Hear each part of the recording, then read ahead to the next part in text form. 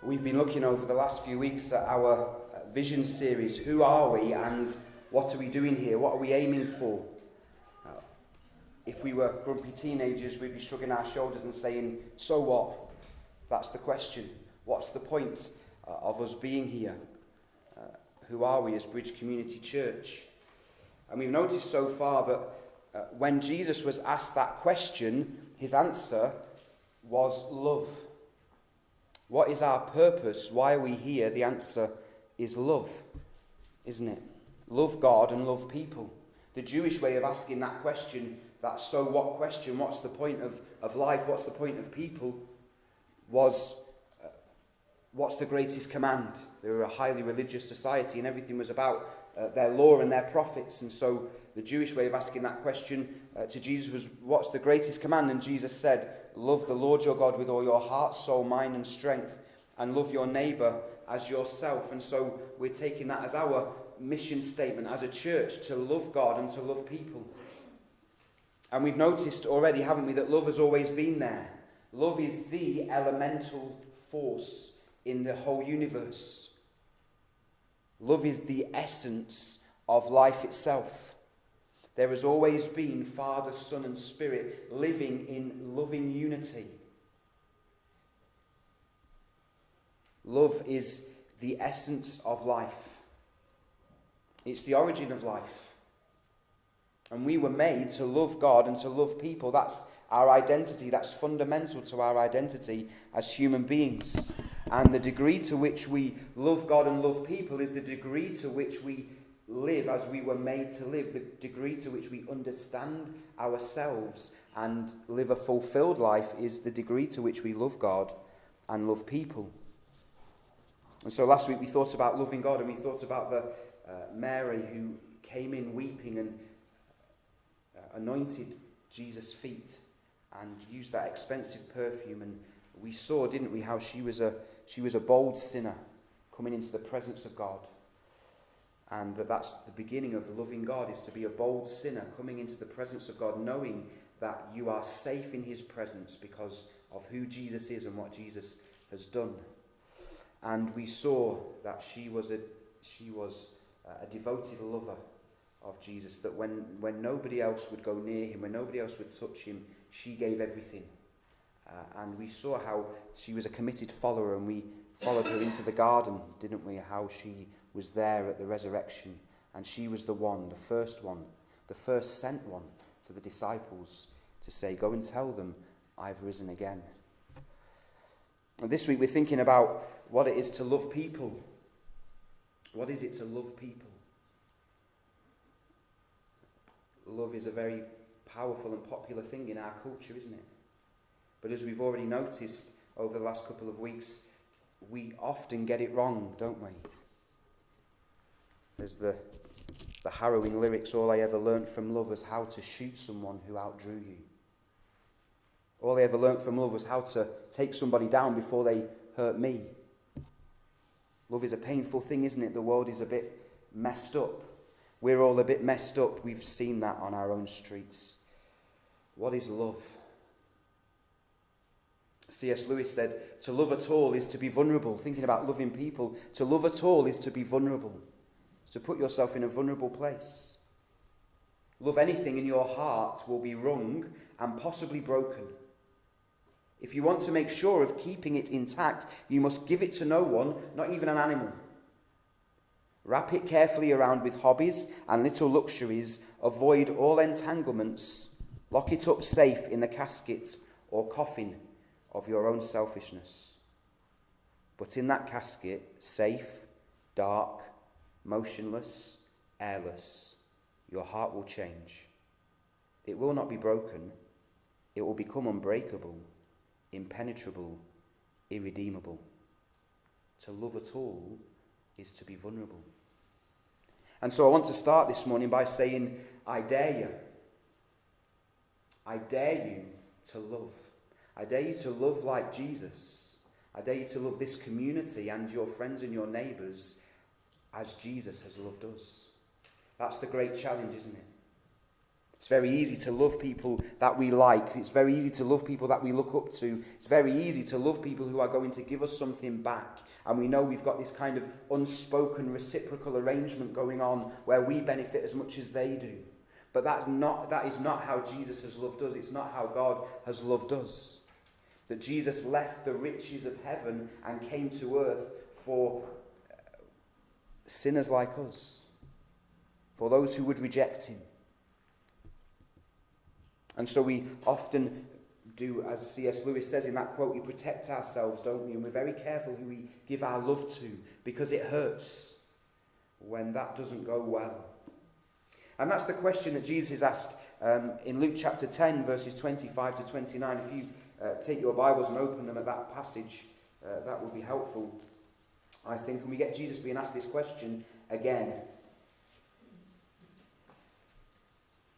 And I'm just going to read first of all up to verse 29, because there's this moment in this conversation where the person asking the question goes to self-protection.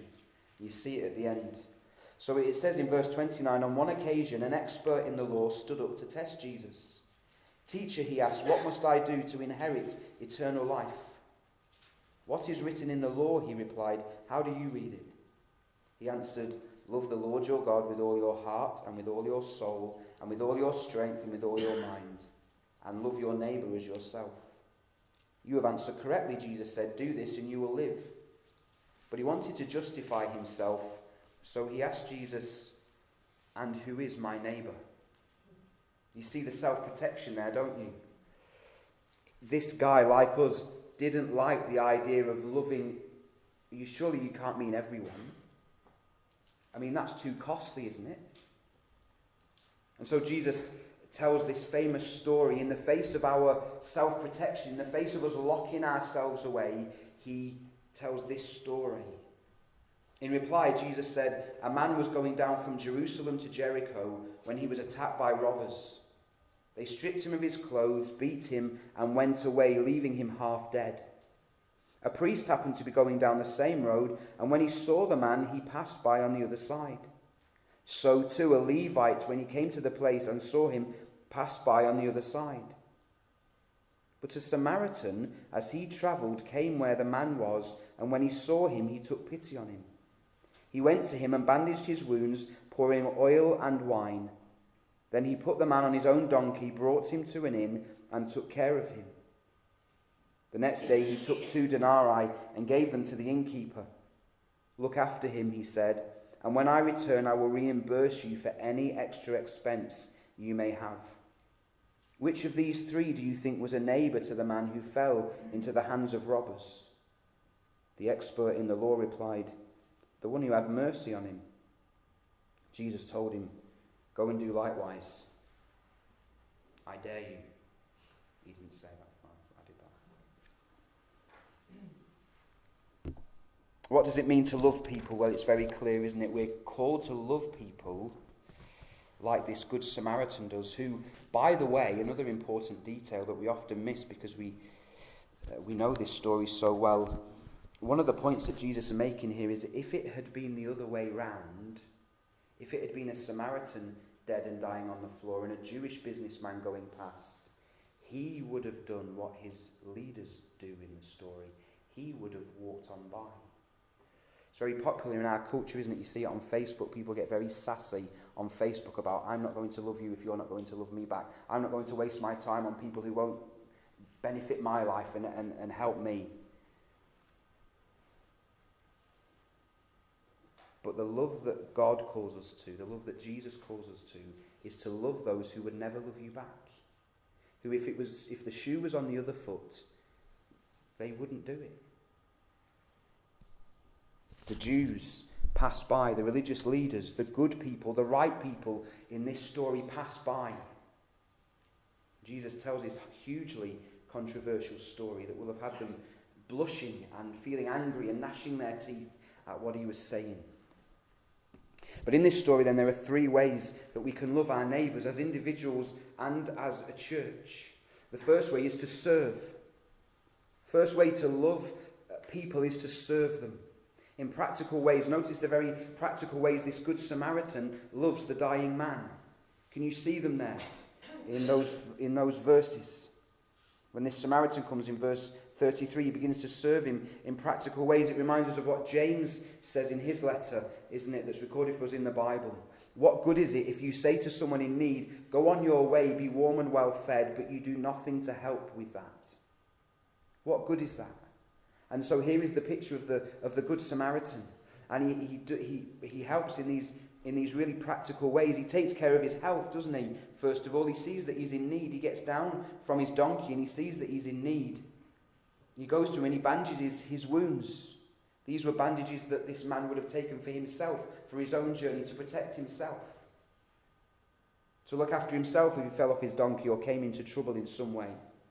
This was wine and oil that he had for himself. But he gets down from his donkey and he provides for the health of this man. He loses a possible future opportunity to care for his own needs in order to care for the man's needs. He also takes care of his security, doesn't he? He moves him out of the danger zone. This is a notorious road. Jesus is probably talking about a very notorious road that those who listened will have known about. It was a place where you were likely to get robbed. And whereas these other travellers quickly rush off because clearly bandits are in the area, there's a man dying on the road. There's a man being stripped naked on the road. How embarrassing, how dangerous. I don't want that to happen to me. Get out of the area. You ever been on those first aid courses? I always find it quite funny when you go on the first aid course, and the one question, everybody forgets how to do it, but the one question nobody ever forgets, the one thing nobody ever forgets is, before you approach the casualty, make sure the area is safe for you first. Nobody forgets that, do they? Look after yourself, guys, because after all, you can't look after somebody else if you're, and it always strikes me a little bit. I get it, I understand the logic of it, and I always agree with it, otherwise you don't get the certificate. But it doesn't quite match, does it? What this picture of Christian love. Put yourself in danger.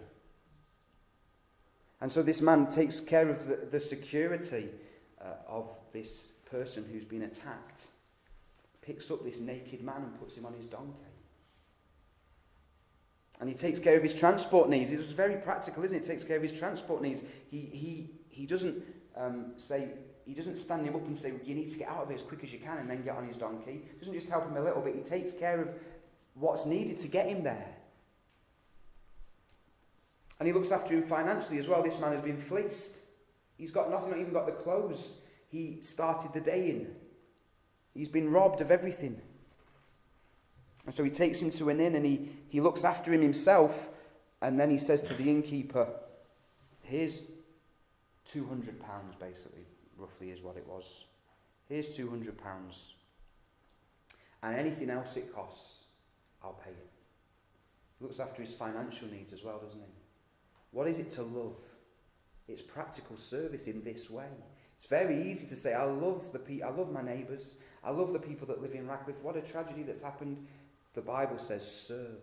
Jesus says serve them. What practical needs do they have? Without thought for your own safety, without thought for whether you might end up broken-hearted, without thought for whether they would ever do it back. This is not human love we're talking about, it's divine love. It's divine love that we're called to. Love that reflects the good news of Jesus Christ. If we are to be a church that fulfills this call to love our neighbours, we must be setting ourselves up to take care of people. We must be setting ourselves up and preparing ourselves to take care of people in practical ways. What are the needs of this area? What are the things that the people in the houses around here need? And are we ready to help? In lots of ways, to some degree, the answer is yes. We have a toddler group, we have people coming in, don't we, and we get to know them, and for years Judith and the team have been getting alongside people and getting to know them, and they're able to find out what their needs are and to care for them, and they do that very well. And we've got the youth club, and in the past we've had Christians Against Poverty here. These are all ways of serving the community, aren't they? But there's more, we can do more. One thing we've been talking about in the last few days, and more so in the last 2 or 3 days, is the need for us to be present. need for us to be present with our community. Verse 34, the very first thing that the man does is the first 4 words there. He went to him. To be present. And there was a whole crisis I went through on Thursday morning when I didn't know what to do when I heard the news and I saw what had happened and how close it was. And in the end, all I could do was go. And so I went. And God was able to use the fact that I was present there, and I believe he will continue to use that. But it's the power of presence, isn't it? The power of being present with people as they suffer and as they struggle. And not there to capitalise or to preach our message at them, but just to be present and to be with them in the middle of it. Because that's an essential part of the gospel, isn't it? God with us, Emmanuel. And so we are to be livers of that gospel, aren't we? With people, present with people, not trying to get arm's length distance, not just throwing care packages at people and then going back to our own lives, but sitting in it with people. Presence. And so we thought about starting an Adopt a Street thing in this area where we would go and we'd care for the local streets. One of the young people at the New Youth Club on Monday night, they said one of the things that concerned them was how much rubbish there is in this area. And so what a good way to practically serve people is to go and pick up the rubbish in the area, to take care of their practical needs in that way. It's just a way to love people. It's not a way of building our church here primarily. It's not a way even of being able to share a certain message with somebody. It's just practical love. It's doing for others what God has done for us in Jesus Christ. Seeing what we need and providing it. This is what the gospel does to us, isn't it? It turns us into servants. Into those others might sneer at. It turns us into those who would even serve people who would never give us the time of day if the shoe was on the other foot. So we're looking for volunteers to join in with an Adopt a Street plan, which will probably happen on a Monday night at the same time as the youth club's on, and we'll go and we'll get to know our neighbours by serving them, and by doing that, the next aim is that we might find out what else they need so that we can serve them even more. And then we're also looking at setting up a breakfast club, a daily, if possible, breakfast club for school children to come and have something to eat before they go to school, because we do know that one of the big needs in this town is hunger. That children are going to school without anything to eat. And schools struggle with it, they struggle to be able to deal with it, but they know it's a huge issue. And so we've already been talking to the people that run the market, and they're happy to let us use the market as a central place where people can bring their children for something to eat.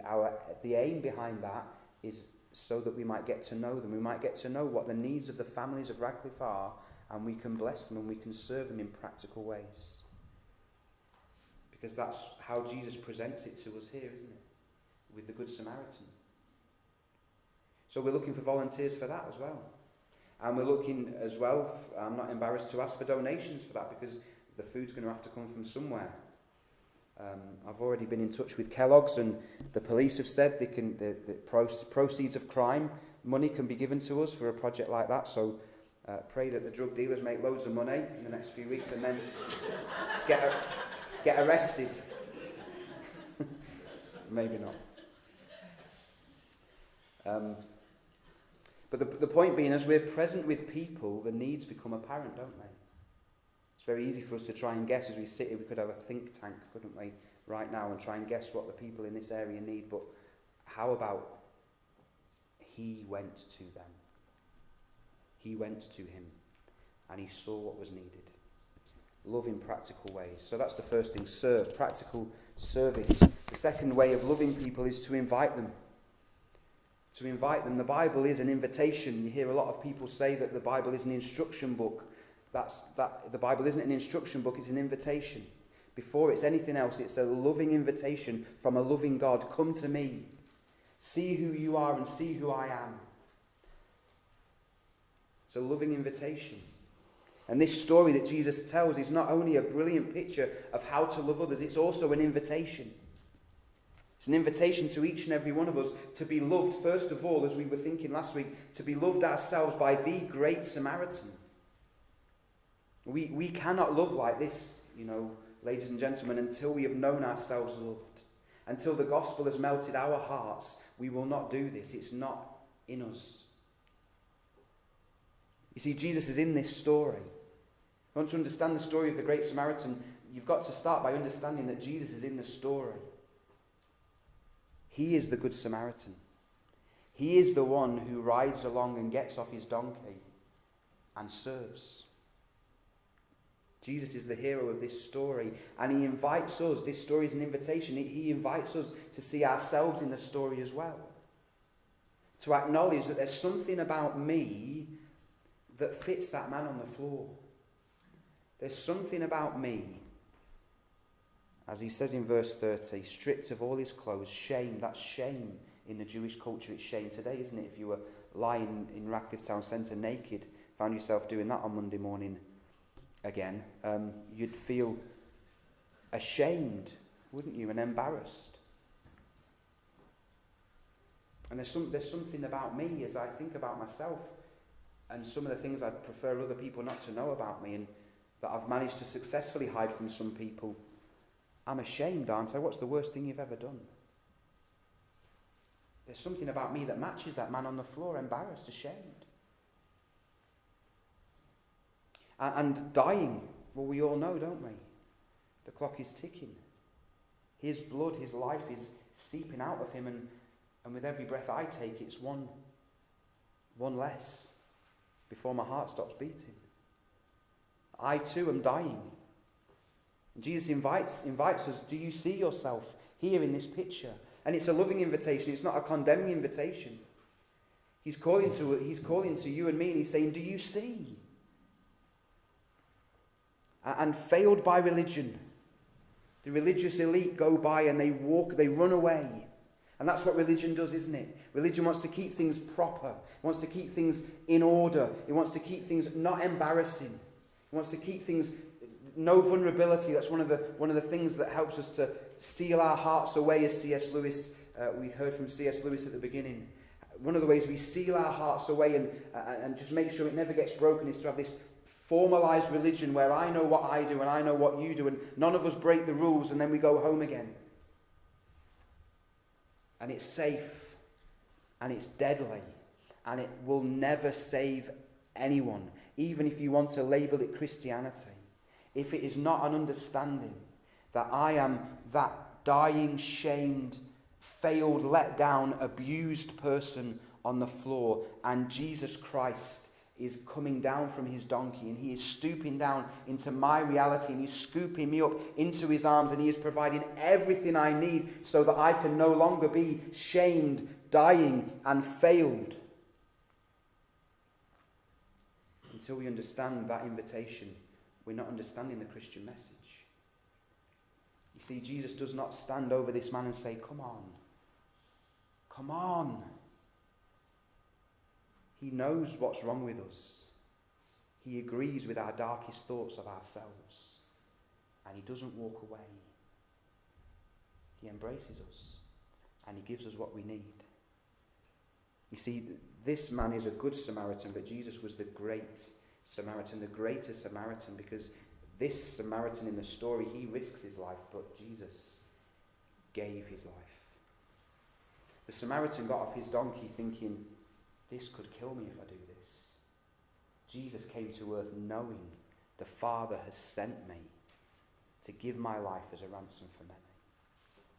Do you know the Great Samaritan? Have you known yourself loved like this? And has that love animated you to love others in the same way? Have you accepted the invitation? Have you seen your need? Or is this still somewhat offensive to you?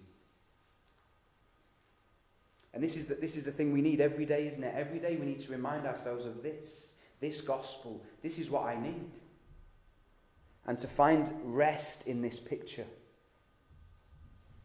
Rather than thinking, I'm going to get myself up. If somehow I can get myself up and stop myself bleeding and find some clothes to put on and I can hobble back to church and maybe I'll find acceptance with God. No. No, he's coming to you where you are in all of your need. And he's lifting you up. So have you accepted the invitation? Also, are you an inviting person? Has the gospel melted you to that point where you too are inviting people to God all the time? You see, Christianity is an invitational type of thing, isn't it? I can remember sitting in court with an Iranian asylum seeker and the people from the Home Office saying, well, yeah, we've heard that you've become a Christian. That's fine, that's great, well done. But why don't you just go back to Iran and not tell anyone that you've become a Christian? Well, that's ridiculous, isn't it? Because Christianity has this heartbeat about it where we want to pass it on, don't we? We want to invite other people. We want to say, come and hear this. Come and listen about Jesus. Come to Jesus yourself. Come and know him. He can do this for you too. Which is why on Sunday over the last few months there's been a lot of changes in this church, and that's because the leadership of this church understand that we want to be accessible to our community. We want to do in this community what is needed so that as many people as possible hear the invitation. That there isn't anything that we do on a Sunday morning that makes people want to turn around and walk away apart from this picture. This is who you are. Shame, dying, failed. This is who Jesus is, the Saviour, the great Saviour who has done everything that's needed. If people want to reject that, then that's with them and between them and God, isn't it? But we must not give them, church, we must not give them any other reason to walk away. If we do, we failed in our duty to be inviters. And if there's something that is very, very dear and precious to me, that is going to turn others away who need to hear the message, and I've got to drop it like a hot potato. That's a non-offensive version of what I was going to say. We need to be, our meetings need to be invitational, don't they? They need to be accessible. They need to be always commending Jesus Christ to people. And there must be nothing that turns people away. It's been said to me many times, I don't know why it's been said to me many times, but I've heard it many times and it's always in my head. It's a sin to preach a boring sermon. I used to think that was a bit excessive, but I think it's true. There should be nothing that turns someone away. That was one of the things that upset Jesus so much, that made him so angry when he went to the temple and he saw people buying and selling, that the access to the presence of God had been blocked with people trying to sell you stuff. And we should have that same sense of righteous anger at the idea of something being put in the way of anyone around here in this area coming in and hearing the good news of Jesus Christ. That everything that we do, the words that we say, the looks on our faces, the order of the service, the type of instruments that we use, the youth work, everything that we do, the doors, the heating, the lighting, everything must invite. Everything must call people in, and nothing must be a barrier. And shame on us if we put a barrier in the way of a lost sinner coming to Jesus Christ for their salvation. Shame on us.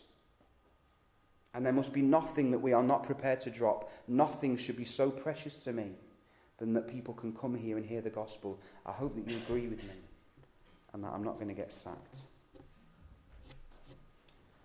So we invite people, don't we?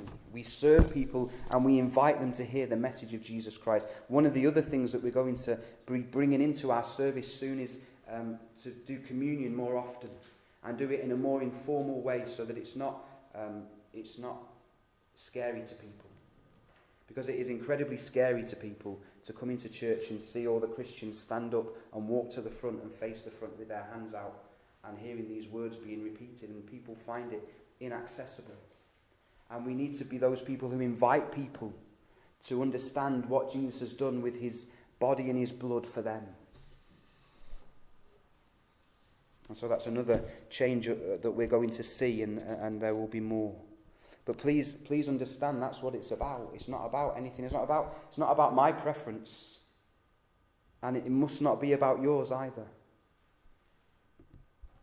Shame on us if it is. And then the final thing that we need to do if we're going to love people is that we need to build. We need to be builders. We need to be those who build up. We are in a community in need of building up, aren't we? Radcliffe is not a place many people aspire to stay in, to set down roots in. If you want to, if there's an aspiration for the people of Bury, it's Ramsbottom, isn't it? You get to Ramsbottom, you've made it, which is very funny if you're not from Ramsbottom. Lots of unpleasant things are said about Radcliffe, aren't they? I've got a friend in the Anglican Church who calls it the armpit of Bury, and that's because he wouldn't say the other word that rhymes a bit with that. So, the armpit of Bury. And now, people can say, Radcliffe, isn't that the place where that dad got his own baby and threw him in the river? And isn't that the town where some of the people in that town sent death threats to the mother in the following hours who wasn't even there? Isn't that Radcliffe? Where that guy a few months ago went to buy his breakfast at the local shop and got stabbed to death. That local decorator. Very familiar face to many of us, that man, wasn't he? See, Radcliffe is a town that needs to be built up, isn't it? God calls his people to do that building up. You know, it's an essential part of what it is to be a church. Not to condemn the town. Not to be part of that narrative that just puts down over and over again. God calls his people to do the building up work, that long-term investment, that going to be with, going to live alongside, investing life and hope and blessing. And it's so important, our words. You know, I've been so convicted over this myself over the last couple of years, that life and death lie in the power of the tongue. And that what we say about this town will either help to push it towards a death and decay and perishing, or it will help to push it towards life. And God calls us to push this town and the people around here towards life with everything that we say and everything that we do. Life and death lie in the power of the tongue. We've got this frightening connection with the Creator, haven't we? That we are made in his image, and therefore in a very small way, we mirror this amazing creative power that he spoke and it was. And in a very small way, when we speak into somebody's life, so it is. It's a frightening reality for those of us that have got children, isn't it? Life and death lie in the power of the tongue. We have an amazing responsibility, an awesome, a frightening responsibility in the words that we use about this town and when we're travelling around this town and the choices we make towards this town. Is it constantly a choice to get out as much as I can? Be away. Don't go to Radcliffe Town Centre, no. Go to Bury.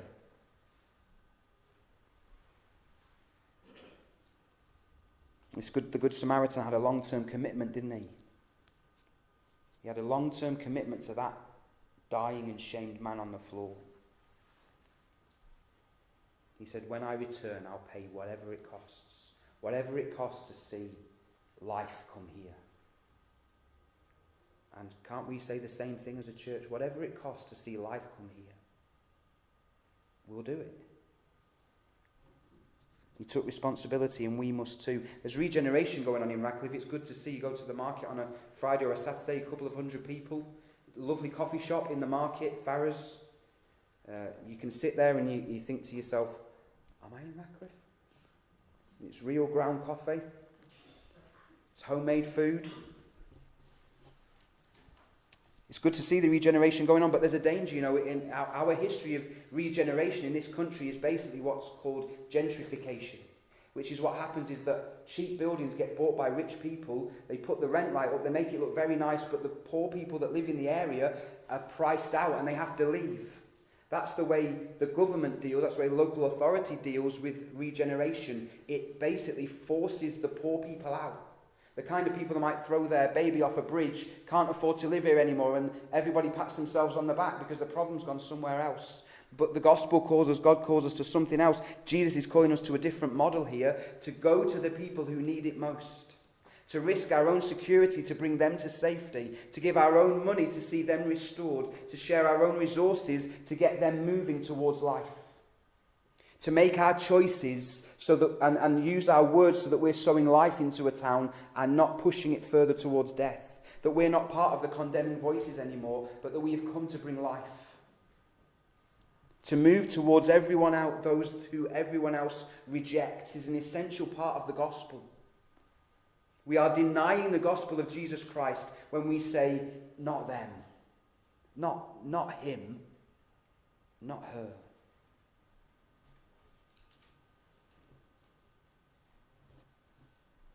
The heartbeat of the gospel for us, our identity, has got to be that we build up. To begin to build at the lowest point, at ground zero, when it looks like it couldn't possibly get any worse. That we don't do what everybody else does and walk away with a curse word, but that we go in there and we say, how can we bring life here? What can we do? And if the Christians won't do it, then it won't be done. It will just be a fake alternative that actually pushes people down and rejects people, and turns them away. Let's not be like those who run away shouting, be warm and well fed over our shoulders, and then walk away. Let's be the friends and neighbours that this town needs us to be. Can we do that? Can we be the friends and neighbours that this town needs us to be, in the same way that Jesus came to be our friend and our neighbour, in a way that we needed? The friend of sinners, remember? You see, when we share the love of Jesus in practical ways, when we serve, when we build, when we invite, when we live to bless those the world despises, we are bringing the very kingdom of God to our town. And Jesus said, not even the gates of hell can stand against my kingdom. We've got an awesome responsibility, and we've got an exciting privilege, haven't we, of building God's kingdom here. We are living the gospel out. We are bringing life to a place that's desperate. And it's all in the name of our King Jesus Christ, isn't it? Is there any greater name? Is there any greater calling? Is there anything more exciting that we could be doing? Is there any better identity that we could have than we are ambassadors of the King of Kings, and we are bringing his life here today? What an awesome privilege. What a great responsibility. Let's worship our King as we close. Crown him